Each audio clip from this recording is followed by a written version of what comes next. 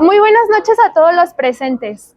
La Universidad de León, a través de la Facultad de Administración de Empresas y el comité organizador, les da la más cordial bienvenida a la Semana de Administración con la conferencia El nuevo modelo de justicia laboral y su impacto en las empresas. Es un honor presentarles a las autoridades que nos acompañan, la licenciada Luz Adriana González Camarena, directora de la carrera de Administración de Empresas, turno vespertino y nocturno de la Universidad de León, así como también coordinadora de este magno evento. De igual manera, agradecemos la presencia de estudiantes, docentes y público en general. Solicitamos de la manera más atenta que si tienen alguna duda o pregunta, levanten la mano y, de ser posible, ponerse de pie para realizarla al finalizar la conferencia. También solicitamos poner su celular en modo silencio por respeto a nuestro ponente. El día de hoy nos sentimos halagados en presentar a nuestro ponente, el licenciado Israel Jiménez Medina. Es licenciado en Derecho con posgrado en Derecho Civil y Mercantil, especializado en Derecho Corporativo y Laboral, y maestrante en Derecho Procesal Laboral con el nuevo modelo de justicia laboral.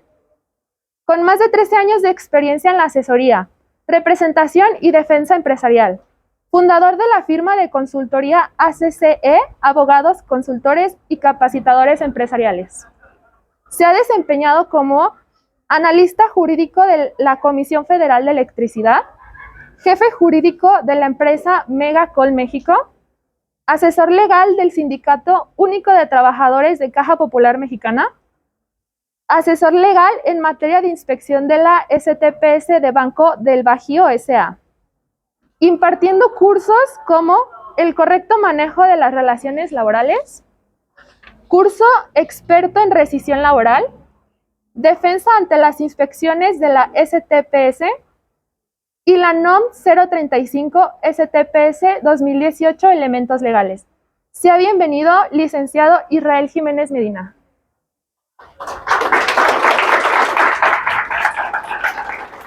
Ahora bien, damos inicio a nuestra conferencia, el nuevo modelo de justicia laboral y su impacto en las empresas. ¿Le entrego este? Así, ¿verdad? Nada más.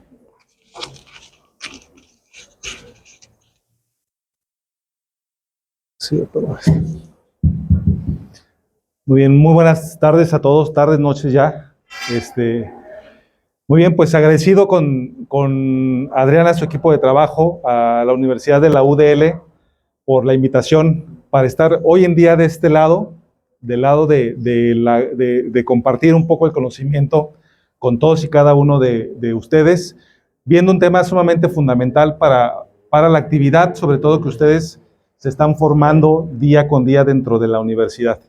Déjenme comentarles que yo salí hace 17 años de esta universidad, también ya hace bastante tiempo. Recientemente regresé, gracias a la invitación también de Adriana, a dar clases a esta universidad. Y pues bueno, un placer estar aquí de este lado en este momento. Veo aquí al licenciado Ornelas, que fue también maestro, también muy apreciado de este servidor. Y pues bueno, agradeciendo básicamente nuevamente el espacio. Vamos a tocar el día de hoy un tema sumamente importante que tiene que ver con el nuevo modelo de justicia laboral y su impacto en las organizaciones, ¿sí? Ustedes se están formando específicamente como administradores de empresas. Y déjenme compartirles un punto importante. Hoy en día ustedes están justo en el pleno momento de la evolución del esquema empresarial, del esquema normativo, de la evolución de las empresas. Definitivamente no podemos hablar de una empresa el día de hoy, como lo hablábamos hace 4, 5, 6 años todavía. Ha evolucionado, ustedes les ha tocado vivir o están viviendo prácticamente la evolución en todos los aspectos del esquema empresarial. Ustedes lo van a vivir, muchos de ustedes ya lo están viviendo directamente en la práctica, pero si no, cuando salgan directamente de aquí van a poder vivir específicamente todo el esquema de evolución normativa. Entonces, a mí me toca hablar el día de hoy de este nuevo modelo de justicia laboral. Si ustedes saben, a raíz básicamente del 2017, con una modificación a la Constitución Política de los Estados Unidos Mexicanos, se incorporan nuevos elementos de justicia laboral en México, por diferentes factores que no vamos a entrar ahorita a detalles, pero hubo diversos factores que impactaron en la necesidad de modificar el nuevo esquema de justicia laboral. Seguramente a ustedes les tocó, o seguramente el proceso laboral ustedes lo conocían, donde si alguien era despedido, o ustedes tenían que despedir directamente a alguien dentro de su organización, tenían que acudir hacia dónde para poder ratificar un convenio laboral, por ejemplo. ¿Alguien de aquí ya ratificó convenios laborales o ratificaba convenios laborales ante las autoridades correspondientes o ninguno todavía? Todavía ninguno. Bien, la mayoría, o más bien todas las empresas, antes de la reforma correspondiente, tenían que acudir a esquemas ante la Junta de Conciliación y Arbitraje para efecto de ratificar o de dirimir conflictos laborales. A raíz de la reforma constitucional del 2017 y una reforma específica a la Ley Federal del Trabajo del 1 de mayo del 2019, todo el esquema laboral se modifica. El esquema de justicia laboral es completamente diferente y vamos a ver el día de hoy de qué se trata ese esquema. Pero yo quisiera partir de un punto sumamente importante que básicamente ya les comentaba hace un momento. La evolución normativa en las organizaciones. La evolución normativa en las organizaciones. Yo les comentaba, no podemos hablar de empresas hoy en día como las conocemos o como están evolucionando a como las conocíamos hace 4, 5, 6 años o más años. Hoy en día ha evolucionado este esquema. Ustedes se están formando en la administración de empresas y es sumamente importante este factor. ¿Cuál es el punto importante en este esquema? Ustedes dentro de su formación, desde un punto de vista muy particular, tendrían que tener en mente 3 aspectos importantes dentro de su formación educativa como administradores de empresas, ¿sí? La primera, ¿han escuchado ustedes los esquemas de compliance legal dentro de las organizaciones? ¿Quién me dice si ha escuchado un poco de qué es un modelo de compliance laboral dentro de una organización? ¿Nadie? Bueno, parte de la formación que ustedes en la práctica van a estar seguramente viviendo, y seguramente ya lo viven aquellos que están trabajando ya en una organización, el esquema de la implementación de modelos de compliance legal implica establecer mecanismos y procedimientos internos dentro de las organizaciones para garantizar el cumplimiento de los esquemas normativos de la empresa, ¿sí? En el ámbito que ustedes me quieran establecer, desde la contratación del personal, todo el proceso de administración del personal, hasta la salida del personal, básicamente, todo el flujo del proceso de una organización. Si lo queremos ver desde el punto de vista fiscal, ustedes tuvieron aquí a un especialista en materia fiscal, Rosa Isela, estuvo la parte económica, tuvieron a Olga en temas de seguridad e higiene. Todos esos aspectos están o forman parte del esquema de cumplimiento normativo en las organizaciones. ¿Esto qué quiere decir? Que cuando ustedes salgan a la práctica, ¿sí?, al campo directamente, parte de su responsabilidad dentro de las organizaciones será garantizar el cumplimiento normativo dentro de una organización. De arriba a abajo prácticamente. Nos pudiéramos llevar un módulo completamente de compliance laboral o de compliance legal en este aspecto, pero abarca diversos puntos y diversas materias de manera muy específica. ¿Qué tendría que ser otro punto de formación dentro de su esquema educativo? Ustedes como parte de futuros administradores de personal. Responsabilidad penal de las empresas jurídicas. ¿Alguien ha escuchado hablar de qué es este esquema de la responsabilidad penal de las personas jurídicas? ¿Nadie? Yo recuerdo cuando estábamos en las clases, cuando veníamos aquí a tomar clases de Derecho, era prácticamente impensable, ¿sí?, establecer que una empresa, una persona moral, podía ser sujeta de una responsabilidad penal. Porque nos decían prácticamente las normas y la teoría nos decía, las penas penales específicamente se aplican solamente a personas físicas que cometen delitos. Déjenme comentarles que a raíz de una reforma del 2015 al Código Nacional de Procedimientos Penales, hoy en día una empresa puede ser sujeta de responsabilidad penal. Es decir, le pueden fincar una responsabilidad por el cometimiento de un delito de alguno de sus trabajadores, empleados, socios, directivos, administradores. ¿Esto qué quiere decir también? Que es muy importante que ustedes, como futuros administradores, visualicen cuáles son los esquemas que le permitan a las empresas garantizar que internamente, aparte de que se cumplen los esquemas legales, ¿sí?, no se cometen delitos dentro de las organizaciones. También ahí nos pudiéramos llevar un buen periodo de tiempo hablando de lo que es la responsabilidad penal de las empresas. Y un tercer aspecto, que es el que nos atañe el día de hoy, sí, que también a ustedes les va a corresponder de manera muy particular, es que a partir de estas reformas que les estoy hablando,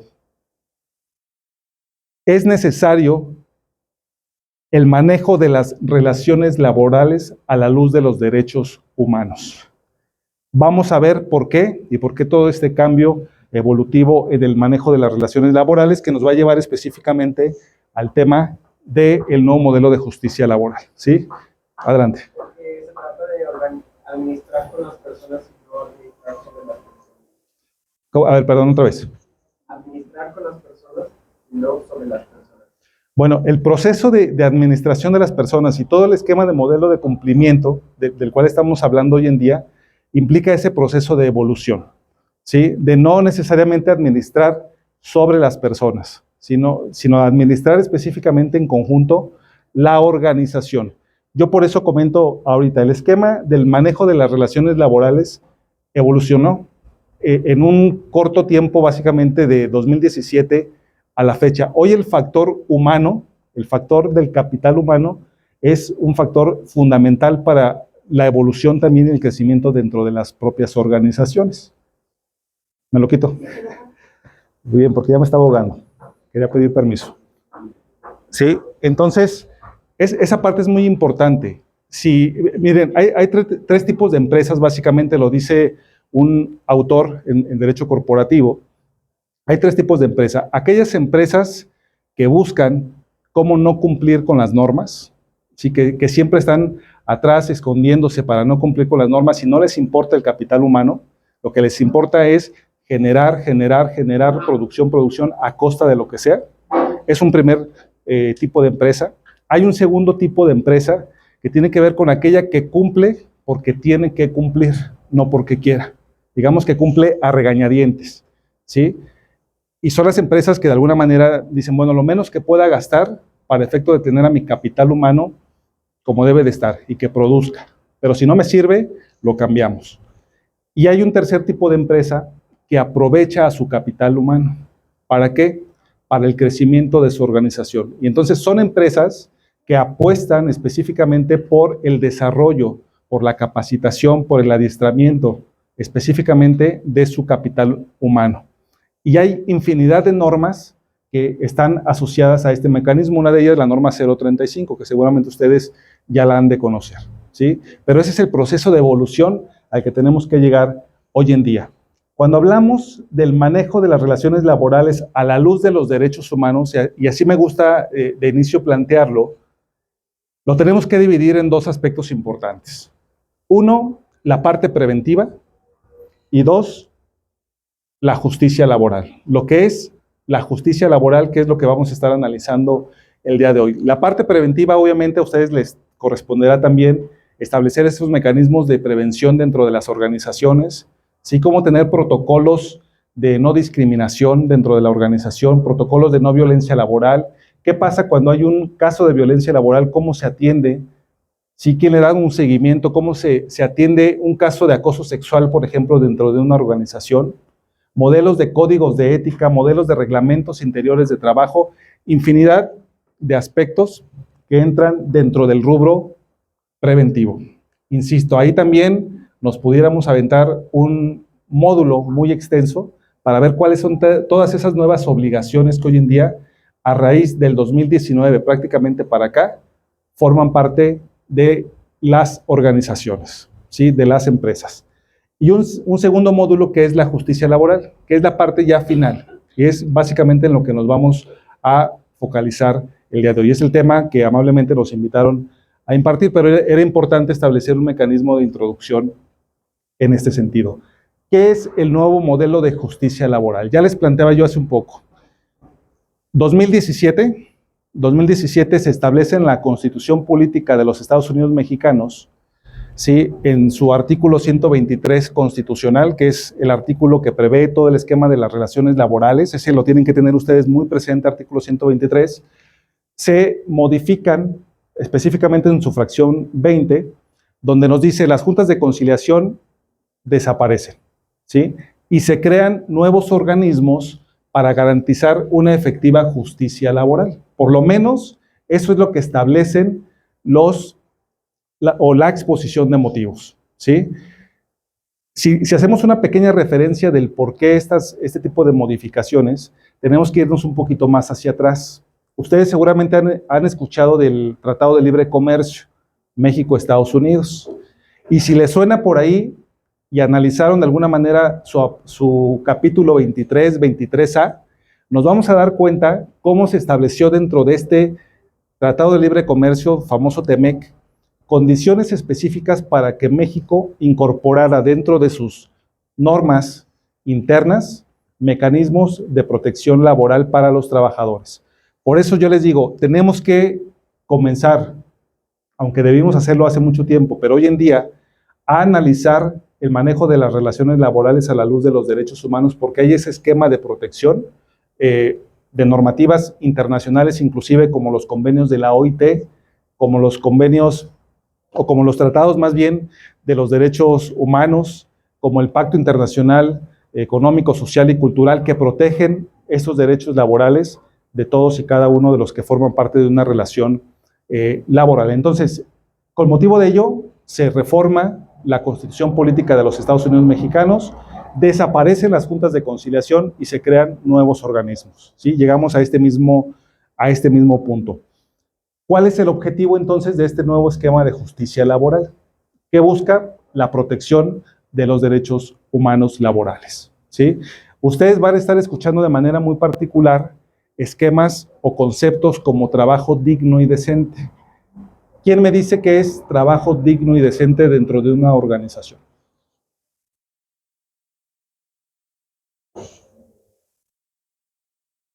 ¿No? ¿Perdón? ¿Que sea lícito? No necesariamente, ya el tema de la licitud en el trabajo ya estaba contenido dentro del propio artículo 5º constitucional, ¿verdad? Pero a raíz del 2012-2019 se reforzó el tema de lo que es el concepto de trabajo digno y decente. ¿Qué será trabajo digno y decente? ¿Qué se les ocurre por el nombre o por el concepto que se establece?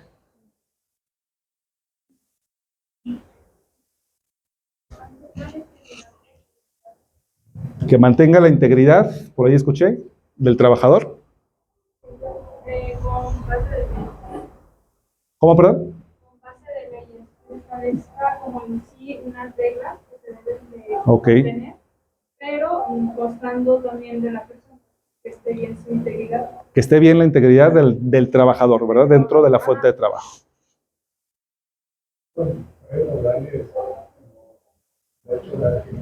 Horarios laborales, es decir, condiciones laborales óptimas, por ahí va prácticamente. Prestaciones. Acuérdense, ustedes van a ser administradores. De los primeros factores que tendrán que visualizar es garantizar internamente, si realmente queremos llegar a este esquema, garantizar esquemas de trabajo digno y decente para los trabajadores dentro de la relación laboral. Nos dice el artículo 2º de la Ley Federal del Trabajo.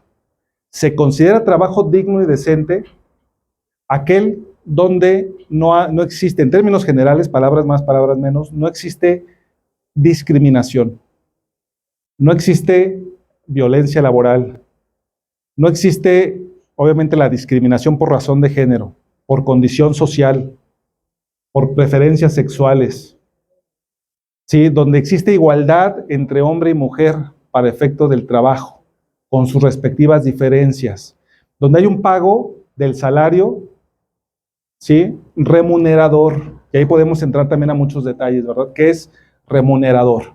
Pero por lo menos lo precisa la Ley Federal del Trabajo, ¿sí? Ojo, derecho o trabajo digno y decente, donde se respetan los derechos a la libre asociación, a formar parte o no de un sindicato, ¿sí? Y de ahí nos da para detonar diversos aspectos. Pero en términos generales, eso es trabajo digno y decente. Entonces, entran los temas de garantizar una jornada máxima, ¿sí? de labores, claro, como ya bien lo comentaban allá, que les paguen las prestaciones a los trabajadores, claro que sí, es parte del trabajo digno y decente. ¿Qué pasa en una empresa donde, por ejemplo, no se le paga tiempo extraordinario a un trabajador? ¿Se estará violentando o no el derecho de ese trabajador? ¿Qué pasa en los casos más comunes? Donde al trabajador lo incorporan a una empresa y le dicen, ¿qué crees? No te voy a asegurar. Te voy a asegurar hasta los 3 meses. En el mejor de los casos, si no, en ninguno de los casos lo aseguran. ¿Qué estarán violentando de ese trabajador? Su derecho, pero no es un simple derecho. Es un derecho humano a la seguridad social. Derecho tenemos que concebir, esa es parte de la evolución, tenemos que concebir que no es un simple derecho dentro de la Ley Federal del Trabajo, sino que es un derecho humano a la seguridad social. Y eso es parte de la evolución que a ustedes les va a tocar vivir en el terreno ya de la práctica específicamente, ¿sí? Eso es parte de lo que nos lleva a los nuevos modelos de justicia laboral. ¿Qué nos dice entrando en materia específicamente? Eso es la parte, digamos que preventiva. ¿Cuál es el nuevo modelo de justicia laboral ya en lo que es la impartición de justicia? Se reforma el artículo 17 constitucional, ¿sí? Y se prevé específicamente lo marcado en azul, ¿sí? Y que nos dice específicamente que las autoridades deberán privilegiar la solución de conflictos sobre formalismos procedimentales. Si ustedes saben, en materia laboral, es una de las materias donde no deben, por lo menos porque así lo establece la norma, no deben existir formalismos, ¿sí? Dentro de los esquemas de procedimiento. Por eso es que hoy en día, si un trabajador, por alguna razón, hace mal su demanda, hay esquemas de donde el tribunal, en este caso, puede subsanar ciertos elementos de la demanda. Donde si una persona quiere formar un sindicato y no sabe cómo hacerlo y elabora su acta, sus estatutos sindicales, aunque estén mal elaborados, internamente la autoridad puede subsanar ciertos elementos, porque no se requieren formalismos, tampoco para el acceso a la justicia laboral. Entonces, se debe de privilegiar la solución de conflictos sobre formalismos. ¿Qué quiere decir esto?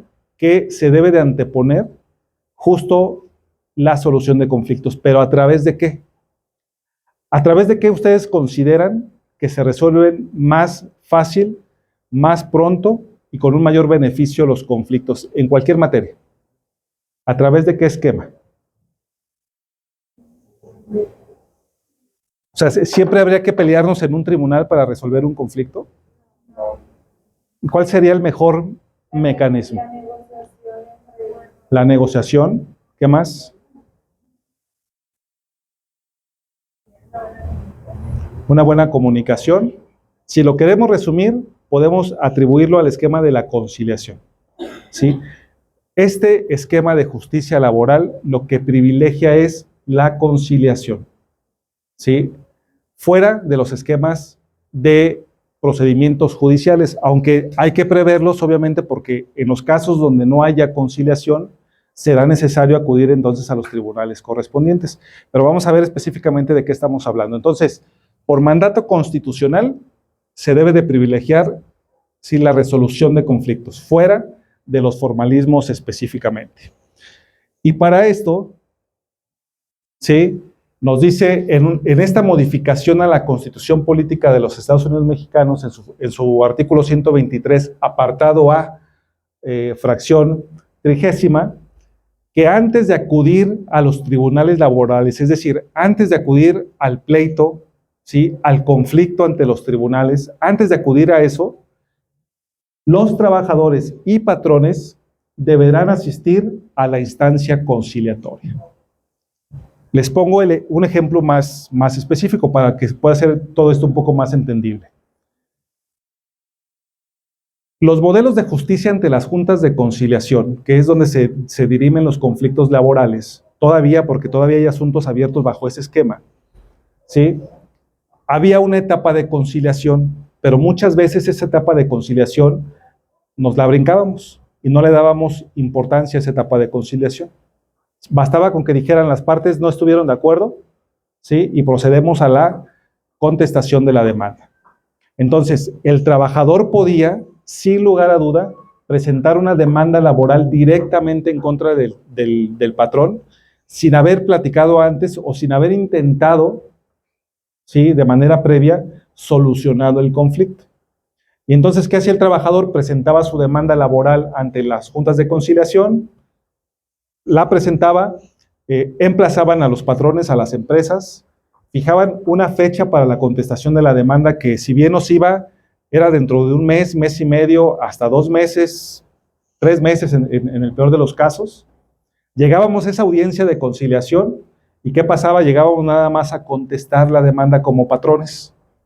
Se fijaba una audiencia dentro del mes, 2 meses o 3 meses para un ofrecimiento de pruebas y después otra igual para el desahogo de pruebas. ¿Esto qué quería decir? Que los procesos laborales eran muy largos, muy tediosos específicamente, ¿sí?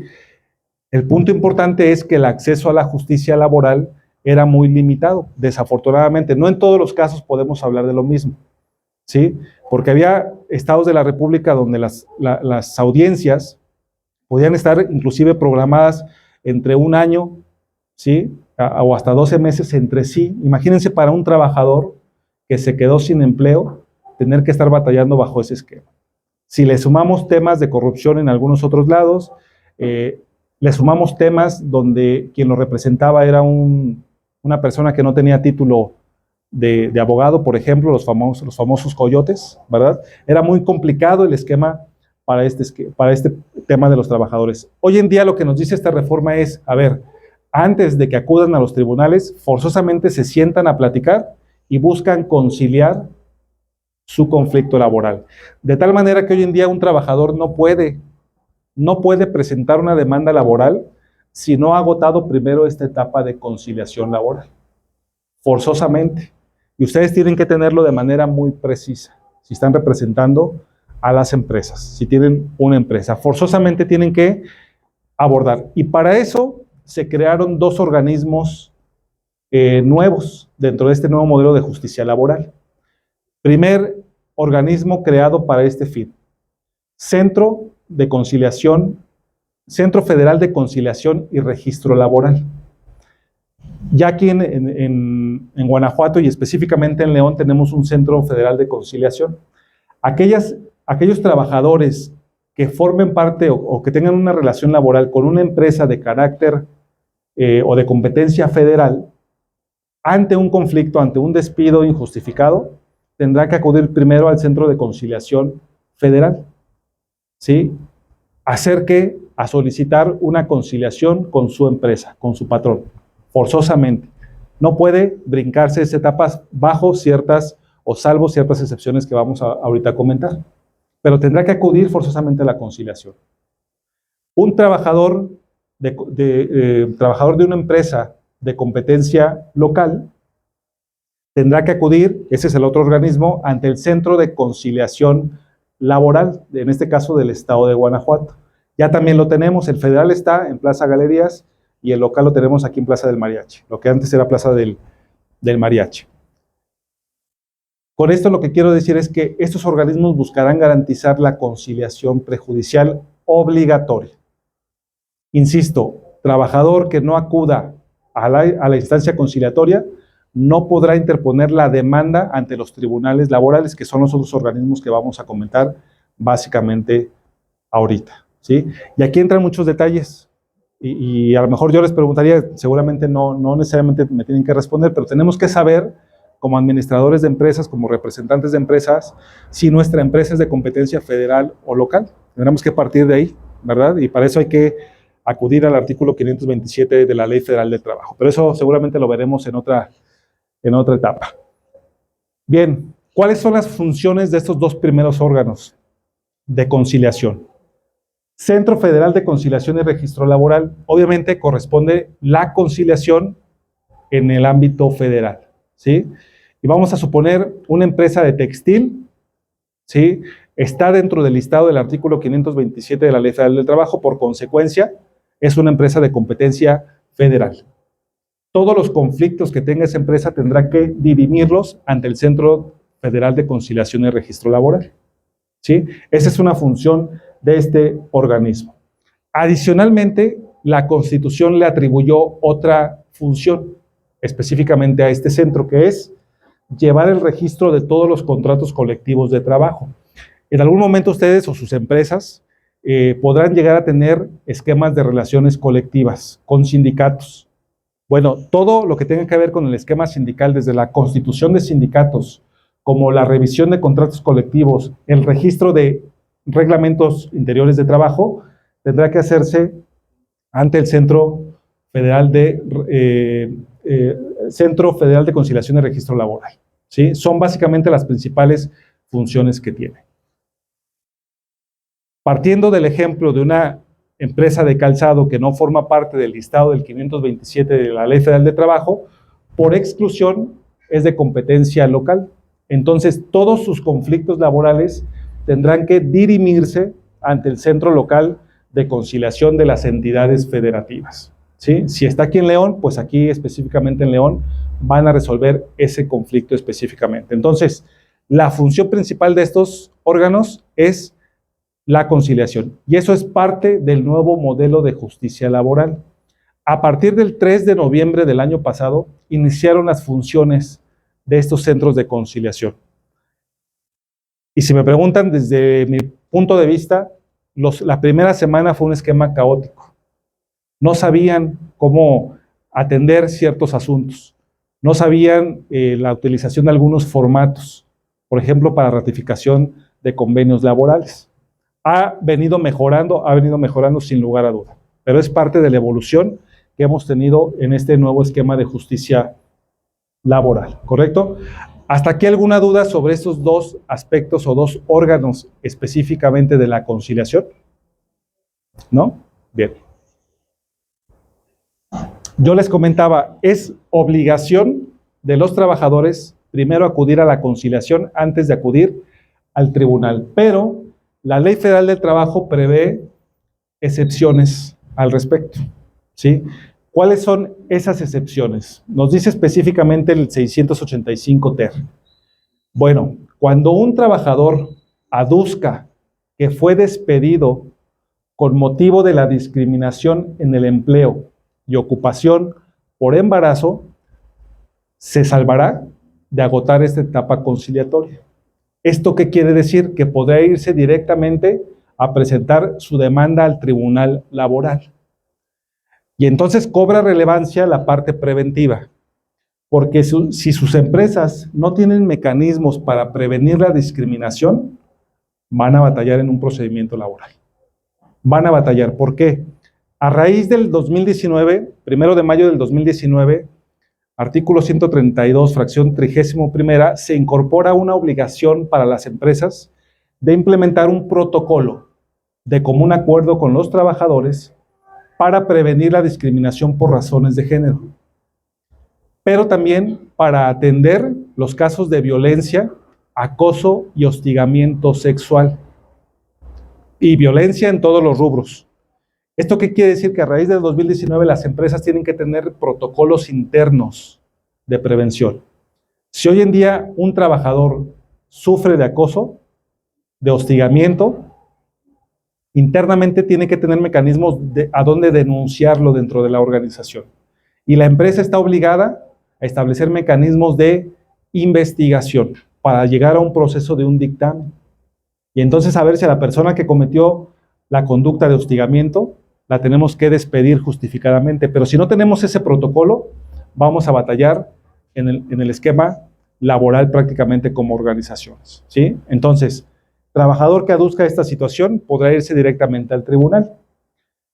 Los demás elementos me parecen hasta cierto punto lógicos. Un trabajador que fallece y que su familia necesita cobrar las prestaciones de los derechos devengados, el famoso finiquito o la liquidación, pues no tiene que acudir necesariamente a una conciliación. ¿Qué va a conciliar si ya le corresponde eso por derecho? Entonces tendrá que acudir o podrá acudir directamente al tribunal laboral sin agotar la etapa de conciliación, ¿sí? Cuando se trate de prestaciones de seguridad social, oye, el Seguro Social no me reconoció un riesgo de trabajo, ¿sí? Suponiendo alguna situación, o esquemas de pago de cuotas obrero patronales. No tengo que agotar como trabajador la etapa conciliatoria. Me puedo ir directamente al tribunal laboral. Ahorita vamos a comentar las funciones del tribunal laboral. Y cuando se trate de disputa o tutela de los derechos sindicales, tampoco se tendrá que acudir a la etapa conciliatoria.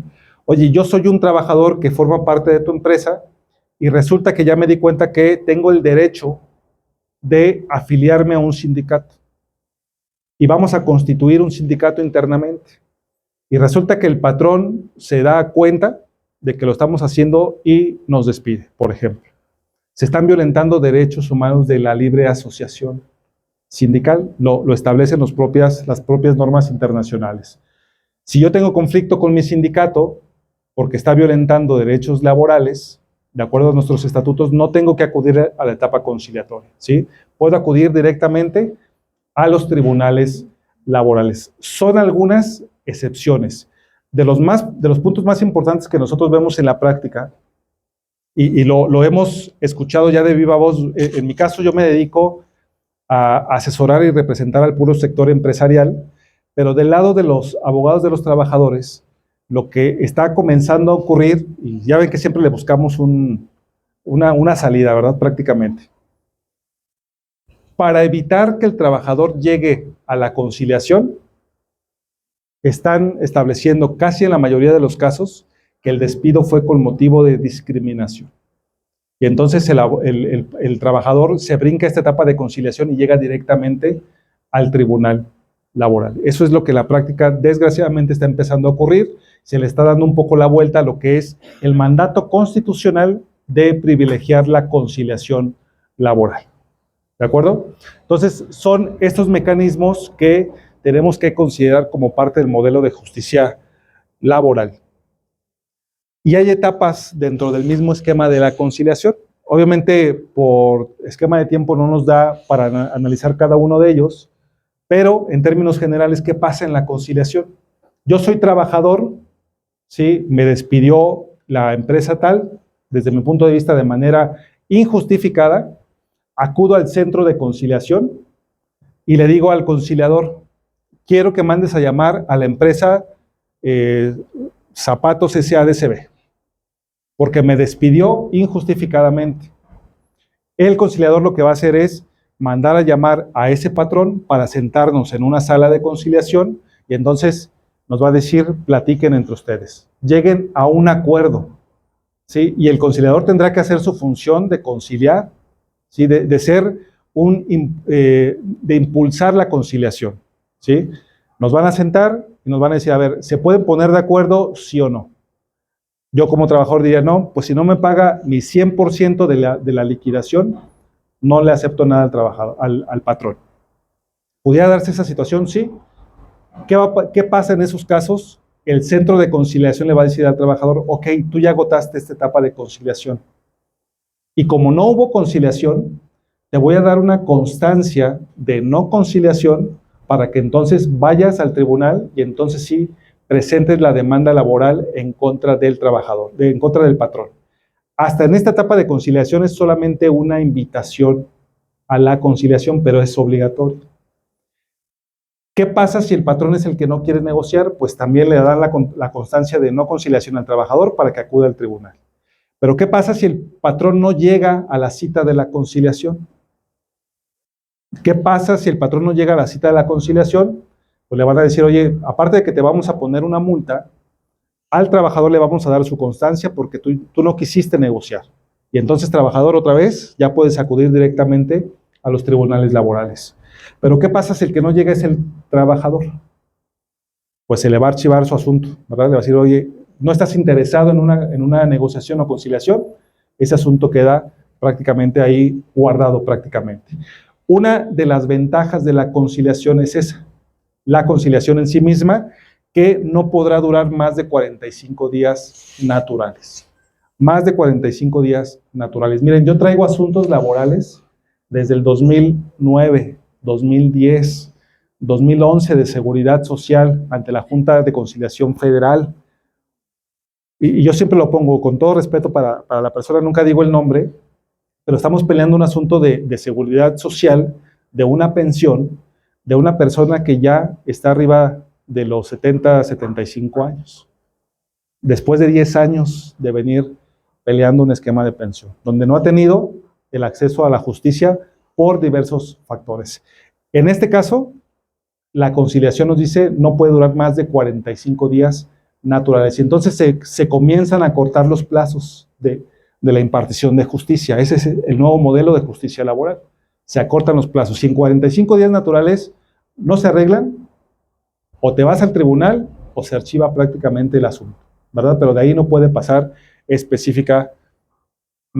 Y el tema de la conciliación es una labor muy, muy importante. Cabe señalar que dentro de la conciliación, ¿sí?, no podrá estar el abogado del trabajador. Podrá asistirlo, pero no podrá estar dentro de la negociación, como anteriormente pasaba. ¿Qué pasaba en los conflictos laborales? En muchos de los casos, desafortunadamente, la principal barrera era el abogado del trabajador. El trabajador quería negociar y arreglarse y el patrón, el abogado decía no porque le podemos sacar miles de pesos. Y era el principal obstáculo, no en todos los casos, pero era mucho ese esquema. Acá va a estar directamente con el conciliador y el patrón directamente. Platiquen entre ustedes, ¿sí? Ese es el esquema de la conciliación. Ahora bien, no hubo conciliación, no quisieron platicar, ¿sí? No llegó el patrón, no se pusieron de acuerdo. Trabajador, aquí está tu constancia de no conciliación. Es tu pase para que presentes tu demanda laboral. Y entonces vienen los siguientes órganos jurisdiccionales que se crearon a raíz de la reforma del 2017 en la Constitución Política de los Estados Unidos Mexicanos. El procurador, pues obviamente ya había un esquema de procuración de justicia en materia laboral. Hay modificaciones a la ley de la Defensoría Pública. Hoy en día, un trabajador que no tenga una representación particular puede tener un defensor de oficio en materia laboral. ¿Sí? Lo puede tener específicamente. Órganos importantes dentro de este esquema. Así como hay un centro de conciliación laboral local y un centro de conciliación federal, hay un tribunal local y un tribunal federal. ¿Cuál es la diferencia de estos con las juntas de conciliación? Las juntas de conciliación estaban constituidas bajo un esquema tripartita, ¿sí? Por un representante del patrón, un representante del trabajador y un representante del gobierno. Dependían del poder ejecutivo, ¿sí? Por eso no se podían llamar sentencias en materia laboral, se llaman laudos todavía. La diferencia acá es que ya forman parte del poder judicial, ¿sí? Los tribunales. Y ahora van a estar conformados cada tribunal por un secretario y un juez. Un juez que tendrán funciones muy, muy específicas, ¿sí? En términos prácticamente generales. Hago nuevamente la comparación. Ante las juntas de conciliación, ya les comentaba, se presentaba la demanda, acudíamos ante un funcionario de la junta de conciliación que no necesariamente era especialista en la materia o no necesariamente tenía un grado de estudios de conocimiento, pero sin embargo era quien nos tomaba las audiencias correspondientes. ¿Cómo resolvía la junta de conciliación? Pues prácticamente en escritorio, porque quien resolvía técnicamente era el presidente de la junta con sus representantes de los trabajadores y de los patrones. ¿Qué quiere decir esto? Que les llegaba el papel, básicamente, y decían, ahí dice, se condena al patrón a pagar $1,000,000, lo firmaban prácticamente. Esa era la función. Acá no. Acá el juez estará y deberá estar presente en todas y cada una de las audiencias laborales. En todas y cada una de las audiencias laborales tendrá que estar presente. Si alguien conoce ya los tribunales laborales, está el estrado del juez, está, digámoslo así, el acusado, o en este caso el patrón. De este lado está el actor o el trabajador, ¿sí? Está la defensa y está en la parte de atrás el público, los que quieran entrar porque son audiencias públicas. Pero siempre tendrá que estar el juez directamente en cada audiencia laboral. Ahorita lo vamos a ver un poco más más a detalle. Aquí en León tenemos 3 tribunales de oralidad laboral, ¿sí? El tribunal primero, el segundo y el tercero en materia de oralidad laboral. Entonces son los que van a dirimir los conflictos específicamente. Entonces, las empresas, yo siempre le digo a las empresas, tienes que prever este esquema, porque hoy en día, si te llega una demanda de carácter laboral ante los tribunales, antes o mucho antes, normalmente iba el contador o iba el administrador a las audiencias laborales. Aquí ya no. Aquí forzosamente tendrá que estar un abogado con título de licenciado en Derecho, representando, en este caso, al patrón específicamente. Y entonces, ¿qué pasa en términos generales en este nuevo proceso laboral? Yo les comentaba, ese trabajador llega con su constancia y dice, no me arreglé, elabora su demanda laboral, le adjunta, ¿sí?, la constancia de no conciliación, porque es un requisito esencial, si no, no le van a recibir la demanda laboral, a menos de que esté dentro de las excepciones, ¿sí?, y la va a presentar a una oficialía de partes ante el tribunal laboral. Ese tribunal recibe la demanda, la cual ya deberá de venir con las pruebas que el trabajador está ofreciendo en este momento, ¿sí?, la va a recibir y va a emplazar directamente al patrón, dentro de los 5 días hábiles siguientes, ¿sí? Se acorta el tiempo. Anteriormente la presentabas, llegaba a la Junta de Conciliación y pasaba un mes y te estaban emplazando. O a veces pasaba hasta medio año, un año, en el peor de los casos. Acá hay tiempos ya muy particulares. Te emplazan como empresa y como empresa tienes 15 días para contestar la demanda. ¿Esto qué quiere decir? Si en esos 15 días no tienes los elementos de prueba, como ya lo decía el protocolo laboral, tus contratos debidamente elaborados, tu reglamento interior de trabajo para buscar justificar por qué despediste al trabajador, si en esos 15 días no lo tienes, habrás perdido el derecho de ofrecer las pruebas correspondientes. Entonces tienes 15 días para contestar la demanda laboral. ¿Qué pasa después de esos 15 días? Viene una etapa un poco compleja, que es la de réplica y contrarréplica, que no es otra cosa más que va y viene lo que quisieron decir prácticamente las partes, pero llegamos a un punto importante, que es la audiencia preliminar.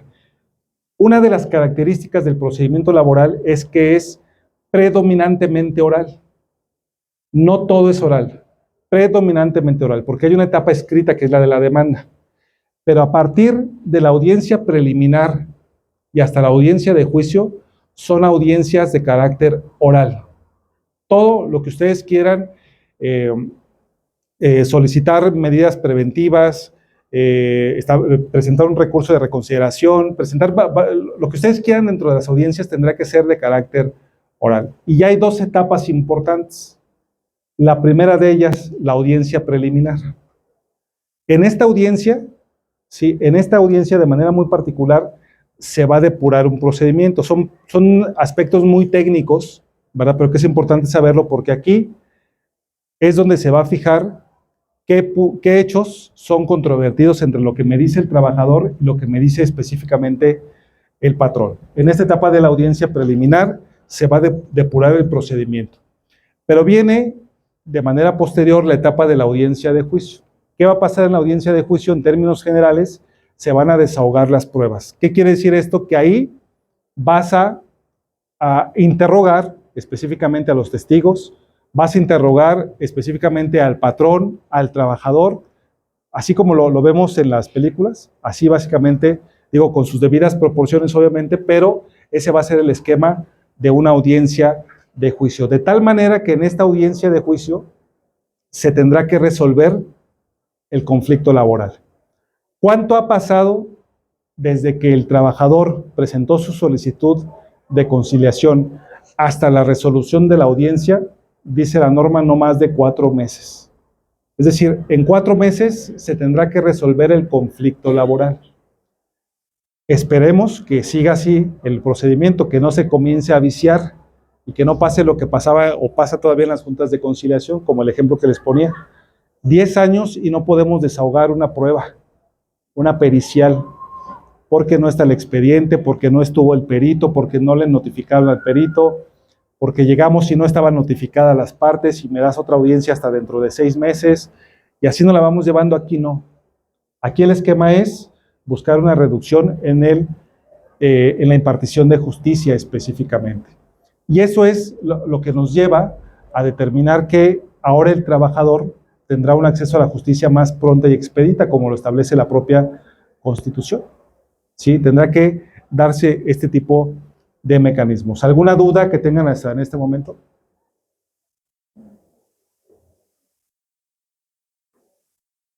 ¿No? Sí, adelante. Hacia adelante. Mi pregunta sería, ¿siguen funcionando actualmente en el caso ya de que finaliza el juicio? Y por ejemplo lo van a trabajar, ¿siguen vigentes los pagos retroactivos? Los pagos retroactivos, bueno, no hay un esquema de pagos retroactivos, es lo que se conoce como salarios caídos, ¿verdad? Bueno, tema muy importante. Antes de la reforma del 2012 a la Ley Federal del Trabajo, el tiempo que durara un juicio pudieran ser 5, 10, 15 años, ¿sí? Si se llegaba a un laudo, el trabajador, o más bien el patrón, podía ser condenado a salarios caídos, a un día de salario por todo el tiempo que duró el procedimiento, los 10 años. Imagínense el costo para la organización. Por eso es que muchos abogados, lo que se buscaba era que se siguiera el juicio y le decían al trabajador, mira, no consideres este dinero, va a ser un colchón para ti, un esquema de ahorro, porque mientras más tiempo pase, ¿sí? Tendrás derecho a más dinero. Eso antes del 2012. A raíz de la reforma del 2012 a la Ley Federal del Trabajo, se topan los salarios caídos. ¿Qué quiere decir esto? Que si el juicio dura 2 años o 5 años en el mismo ejemplo, el patrón podrá ser condenado, si es que no acredita el despido justificado, podrá ser condenado hasta un tope de 1 año de salarios caídos. 1 año. Oye, pero duró 5 años, ¿qué pasa con los demás años? Bueno, dice la Ley Federal del Trabajo. Primer año, salarios caídos. Los demás años o por cada año consecutivo, el patrón tendrá que pagar intereses a razón del 2% con base al salario de 15 meses que percibía el trabajador. Eso, en términos generales, sacan ustedes la cuantificación de a cuánto equivalen 15 meses de salario del trabajador. Vamos a suponer que ganaba 10,000 pesos al mes. ¿Sí? ¿Cuántos son 15 meses de salario? 150,000 pesos. Le sacas esos 150,000 pesos, el 2%, y el monto que te da, se lo aplicas a cada mes, ¿sí? De los años subsecuentes. Y entonces, el trabajador tendrá derecho a 1 año de salarios, más el equivalente al 2% sobre esos 150,000 pesos, cada mes, por el tiempo que dure el procedimiento laboral. Hasta el día de hoy sigue estando vigente esta parte de los salarios topados, ¿sí? Por eso es que muchas veces cuando nos llega un asunto laboral a nosotros, lo primero que hacías, bueno, anteriormente es si era antes de reforma o después de reforma laboral, porque si era antes, tu factor de riesgo era mucho más alto. Y muchas veces le decíamos al patrón, pues vamos a negociar, porque si esto se alarga, te va a salir más caro en salarios caídos que en la propia indemnización. Y si es después de reforma del 2012, dices, bueno, ya si nos tardamos un poquito más, vas a tener un tope de salarios a razón de 1 año y de el 2% por cada mes subsecuente. Así es como aplican hoy en día el tema de los salarios caídos. ¿Sí? ¿Y este reconocimiento hasta cuándo? ¿Hasta que termine el juicio o qué? Sí, hasta el pago del laudo o de la sentencia. Sí, exactamente. Hoy, por ejemplo, me habla un patrón en la mañana. Me dice, oye, me están llegando a embargar, una empresa famosa, me están llegando, o conocida más bien, me están llegando a embargar, sí, y me están cuantificando el salario caído hasta el día de hoy. ¿Tiene razón? Pues sí, hasta el día de hoy seguramente vas a pagar, y si no pagas hoy y pagas mañana, te le van a sumar otro salario caído, pero es hasta el momento en que se paga el laudo correspondiente. ¿Sí? Sí, adelante. ¿Ante qué autoridad va a interponer el trabajador que la empresa está incumpliendo con los factores de riesgo psicosocial? Y ante el INS, ¿cómo se determinaría la incapacidad por enfermedad general, por riesgo de trabajo, o se abriría otro concepto por esta situación? Esa es una excelente pregunta. Tiene que ver con el tema de la norma 035, ¿verdad? Son dos aspectos diferentes. La norma 035 establece obligaciones para el patrón. Dentro de ellas, identificar, analizar y prevenir los factores de riesgo psicosocial y atender los acontecimientos traumáticos severos. Eso en términos generales es lo que dice la propia norma oficial mexicana, que es obligatoria, ¿sí? Aparte, le da una obligación adicional al patrón para tener mecanismos, ¿sí?, seguros y confidenciales para atender quejas por prácticas opuestas al entorno organizacional y por violencia laboral. Así, en términos generales. Bueno, si en una inspección de la Secretaría del Trabajo y Previsión Social el patrón no está cumpliendo con esta implementación de la norma oficial mexicana, quien lo va a sancionar es la propia norma oficial mexicana, perdón, la propia Secretaría del Trabajo y Previsión Social, ¿sí? Entonces, si la pregunta expresa es, ¿ante quién debe de acudir el trabajador? Tendrá que ser ante la Secretaría del Trabajo y Previsión Social, porque hay obligaciones que están directamente para el patrón, pero es sobre esas obligaciones. Recordemos que en el artículo 132 de la Ley Federal del Trabajo nos dice que los patrones deben de cumplir con todas las normas aplicables a los centros de trabajo.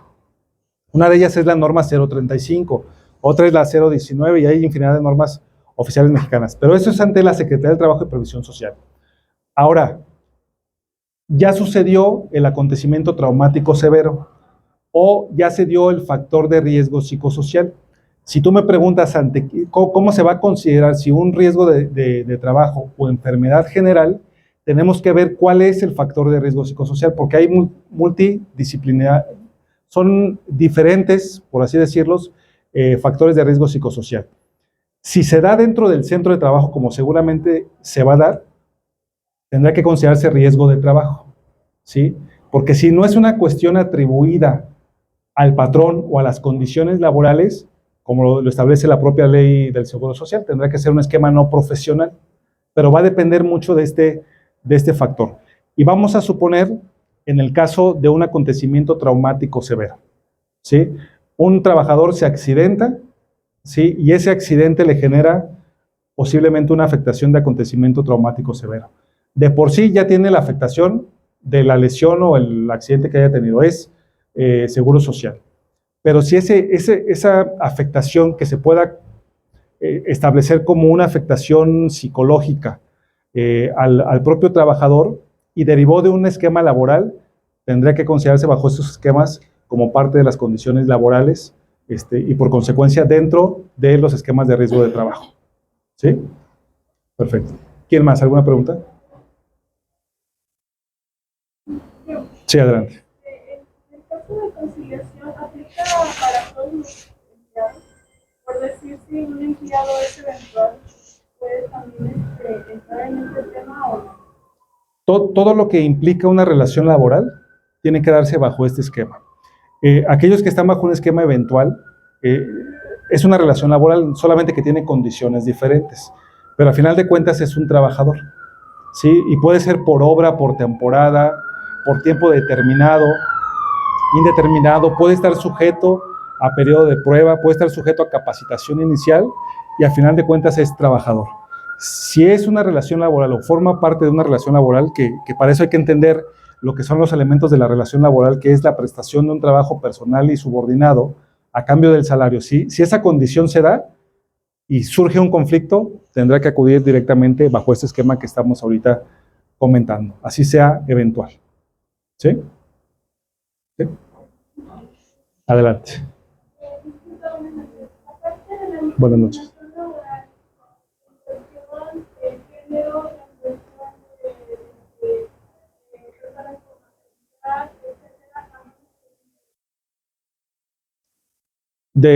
Por cuestión de género, de maternidad, la Ley Federal del Trabajo prevé la discriminación por razón de género, ¿verdad? Pero establece la prevención. Pero luego nos habla de la violencia laboral. Dentro de la violencia laboral existe la discriminación, y la discriminación puede ser por condición social, por estado de salud, por embarazo, por preferencia sexual, por estado de salud. Todo eso está contemplado dentro de la propia norma laboral, ¿verdad? Entonces, a la pregunta expresa es, Ley Federal del Trabajo, si está dentro de la Ley Federal del Trabajo, se puede acudir a la Secretaría del Trabajo y Previsión Social para este esquema. Recuerden, la propia norma establece que en casos de discriminación podrán evitarse la etapa de conciliación y podrás irte directamente al tribunal laboral. Ojo, esto no implica, y eso es muy importante, no implica que pueda salirse del esquema laboral. Porque si yo trabajador, y eso ha pasado, si yo trabajador fui discriminado, pues sí voy a la Secretaría del Trabajo y Previsión Social y presento mi queja. Y queda en el entorno laboral. Pero me puedo ir a la Comisión de Derechos Humanos, me puedo ir a la CONAPRED, ¿verdad? Presentar mi queja y entonces llega la CONAPRED y establece este esquema de seguimiento con la empresa. No sé si ustedes han visto las sanciones que impone la CONAPRED a las empresas, que le dice, a ver, como violentaste un esquema de discriminación de un trabajador, te la voy a poner facilita. A partir de mañana, sí, me vas a poner en tu centro de trabajo carteles de prevención de la discriminación laboral. Vas a tomar obligatoriamente un curso de no discriminación. Y esa es la sanción que interponen, ¿verdad? Sin perjuicio de que, insisto, pueda salir del entorno laboral todo este tema. Lo mismo pasa con el acoso sexual, por ejemplo. Pues sí, la norma laboral establece qué debe de hacer la empresa ante un acoso sexual, pero si el trabajador o la trabajadora quiere acudir al Ministerio Público, lo puede hacer, ¿sí? Pena privativa de libertad de 1 a 3 años para aquellas personas que generen conductas de acoso sexual dentro del esquema laboral, es decir, con motivo de su jerarquía laboral. Entonces, sale del entorno laboral y se va a la parte penal sin ningún problema. Y es un derecho del trabajador. ¿Sí? Sí, adelante, entonces. No, adelante. ¿Qué sucede ahora con las actas administrativas? Anteriormente nuestra empresa recibía de cierta manera. Cuando tenemos un título del trabajador o algo sucedió con el trabajador, podemos presentar una acta administrativa que levantarse constitucionalidad. Pero ¿qué pasa ahora? Siguiente, se pueden presentar todas las actas y anteriores a nuestra empresa. Sí, miren, fíjense que ese tema es importante. De hecho, nosotros hemos dado todo este esquema de rescisión laboral, dentro del cual entran los esquemas de la formalización o documentación para despedir a un trabajador, en todo caso. Y mira, en el tema de las actas administrativas, ¿son funcionales? Sí, son funcionales sin lugar a duda, pero necesitan requisitos de perfeccionamiento, un acta administrativa. De tal manera que si tú levantas, hoy en día un trabajador comete una conducta y levantamos un acta administrativa donde yo le digo que cometió un acto de discriminación, por decir algo, ¿sí? Y después eso lo quiero llevar al tribunal, seguramente no me va a servir de mucho. Si simple y llanamente la presento así. ¿Cuál es el requisito legal para efecto de poder perfeccionar esa acta respectiva? Son diferentes puntos. Una, que sea levantada dentro de la jornada laboral, que sea levantada dentro del centro de trabajo, ¿sí? Que venga por 2 testigos o con 2 testigos y que se garantice el uso de la voz al trabajador, lo dice el propio 425 de la Ley Federal del Trabajo, y que los testigos en un procedimiento laboral ratifiquen el contenido de esa acta administrativa.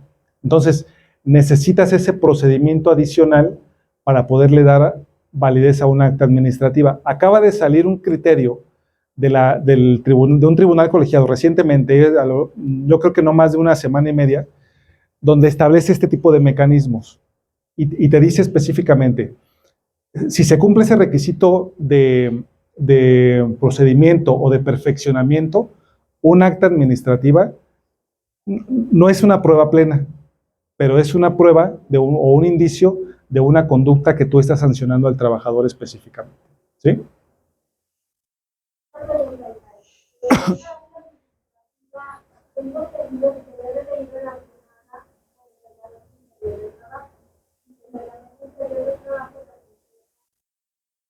Sí.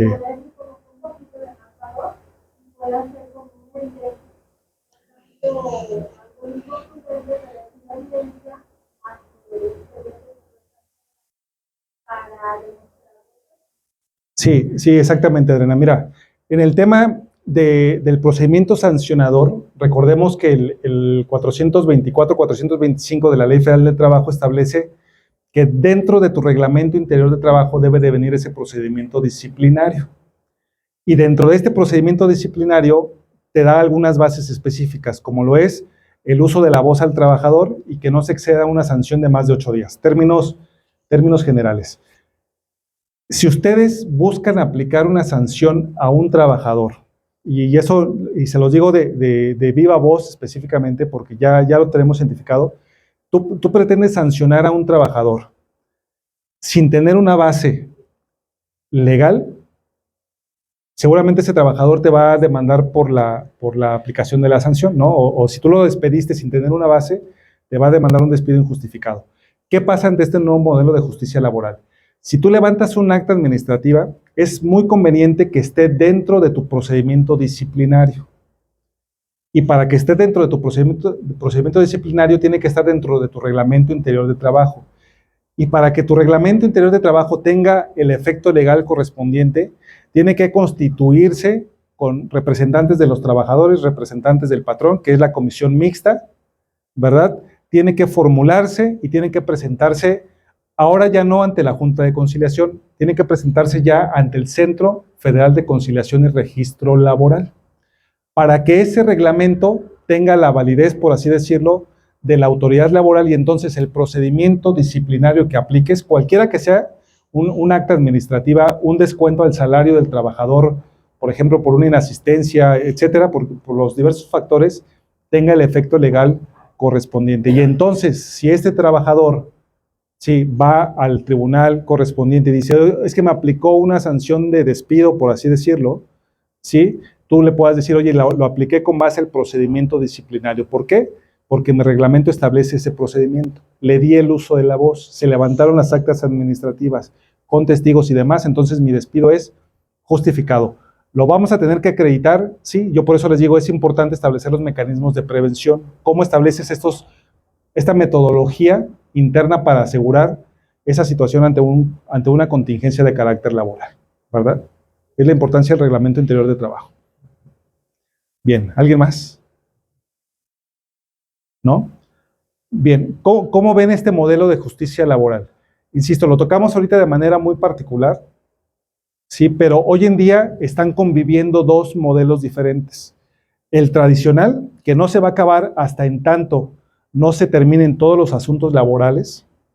Comentaba el presidente de la Junta de Conciliación que aproximadamente en un lapso de 5 años se podían terminar ya los asuntos rezagados que iniciaron con el procedimiento anterior, ¿sí? Y está conviviendo ya el nuevo modelo de justicia laboral.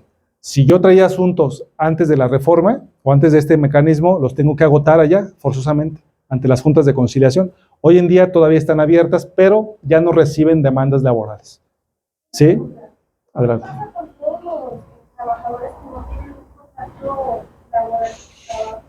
¿Cómo entra para una demanda laboral? Márcame en 20 minutos, por favor. Mira, la Ley Federal del Trabajo contempla lo siguiente. En términos generales, ¿existe relación laboral? Sí, cuando se dan los 3 elementos que yo les comentaba. un trabajo personal, ¿sí? Subordinado, que es la subordinación que reciba las órdenes del patrón, ¿sí? Prestación de un servicio personal subordinado a cambio de un salario. Si se dan todos estos tres elementos, existe relación laboral. ¿Qué dice la Ley Federal del Trabajo? Esa relación laboral debe de documentarse las condiciones en un escrito, que es un contrato laboral. Artículo 24, 25 de la Ley Federal del Trabajo. Y en los artículos subsecuentes dice, el hecho de que no exista un contrato laboral no priva de los derechos al trabajador, si se dan estos elementos. Al contrario, es imputable al patrón. Si el patrón no genera ese contrato o no celebra el contrato, ¿qué dice la Ley Federal del Trabajo? Lo sanciona. Aparte de que lo sanciona, le va a decir, bueno, tú tienes la carga de la prueba de acreditar las condiciones laborales. ¿Esto qué quiere decir? Que si no hay un contrato y el trabajador dice que ganaba 1,000 pesos diarios, aunque realmente ganaba 500, quien tiene la carga de la prueba de acreditar lo contrario es el patrón. Y si no tiene la forma de acreditar, la consecuencia es para el patrón, porque se tendrá, por cierto, lo que dice el trabajador. Términos generales, entonces, si no existe un contrato, pero existen estas condiciones, existe una relación laboral. ¿Para quién es imputable? Para el patrón, y eso no priva de los derechos laborales al trabajador. Por eso cuando los despiden, ¿verdad?, al trabajador, y le dice, oye, pero nunca me firmaste un contrato, entonces no te tengo por qué pagar. No, espérame.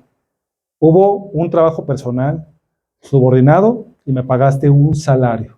Hay relación laboral y entonces si me estás despidiendo injustificadamente, tengo derecho a las indemnizaciones que contempla el artículo 49 y 50 de la Ley Federal del Trabajo.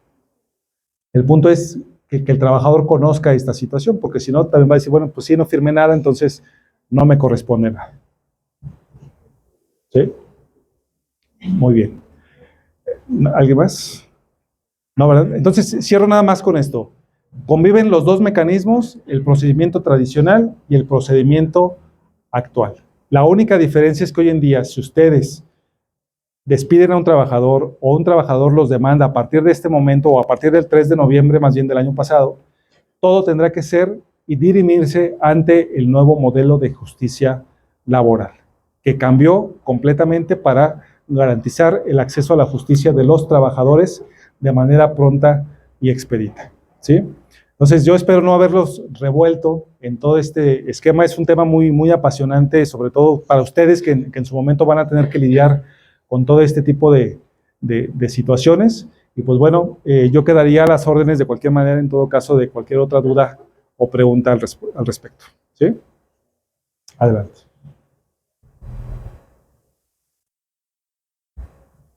Muchas gracias al licenciado Israel Jiménez Medina. Muchas gracias al licenciado Israel Jiménez Medina por su excelente ponencia. A continuación le vamos a ceder la palabra a nuestra compañera Lucy para realizar lo que es el reconocimiento.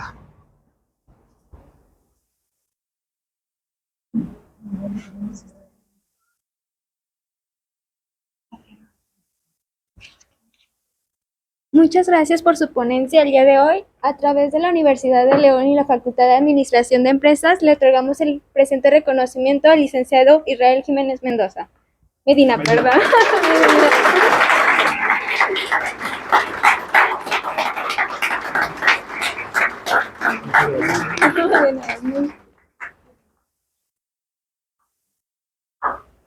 ¿Otra?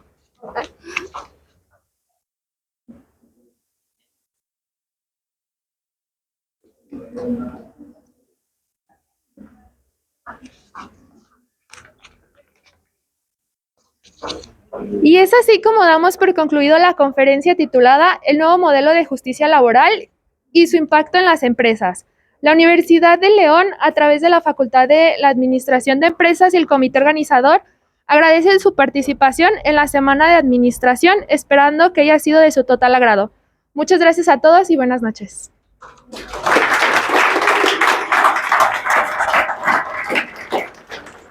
Bueno, jóvenes, muy buenas noches. Les agradezco mucho su participación. Una disculpa, se nos desbordó un poquito aquí el espacio, pero nos da mucho gusto que hayan tenido esta iniciativa de poder asistir. Espero que sigan documentándose. Esto simplemente fue una plática en la cual es importante sigan documentándose, sigan investigando, porque es parte de lo que vamos a tener que vivir como administradores y de RH. Aquellos que hemos estado o van a estar en las áreas de RH, esto va a ser pan de cada día y tenemos que estar documentados. Aquellos que son propietarios de negocios, de empresas, esto es elemental de que lo sepan, porque tarde o temprano puede llegar a presentarse una situación de demanda laboral. Entonces es muy importante llevar todo el control, toda la planeación de recursos humanos para que puedan llevarlo de una manera adecuada y cuando ya se tenga que contratar al abogado especialista, tengan todo lo necesario para su propia defensa. ¿Ok? Bien, muchas gracias. Agradecemos también a la carrera de Contaduría Pública, que los tuvimos aquí de invitados. Espero que haya sido también de su agrado esta conferencia. Gracias, administradores. Y bueno, pues el día de mañana estaríamos continuando con nuestra jornada de administración. Muchas gracias. Continuamos ahorita con las clases. Adelante. Gracias.